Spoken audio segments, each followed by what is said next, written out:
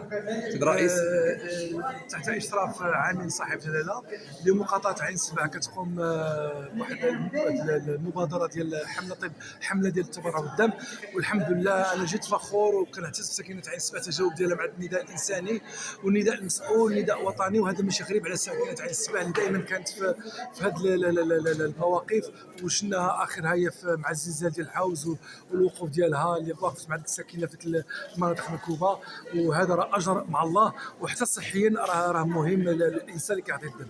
لهذا مازال كندعو ساكنه عين السبع الحضور بكثافه اليوم. حنا كنتظروهم وكنتظروهم. شكرا. السلام عليكم. صوت مرتفع. السلام عليكم. منصوري الإدريسي ربيعة، رئيسة جمعية المجد الخالد للتنمية الاجتماعية ورئيسة الكونفدرالية بالتراث ديال عين السبع.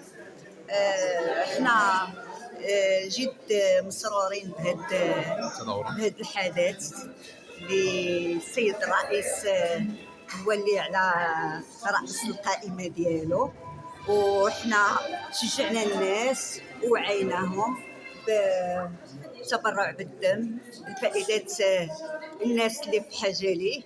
والحمد لله يا رب العالمين، ملي كتعتق واحد الانسان محتاج للدم كما تحيي الناس جميعا. وشكرا للسيد الرئيس بجامعة عين السبع الحي محمد.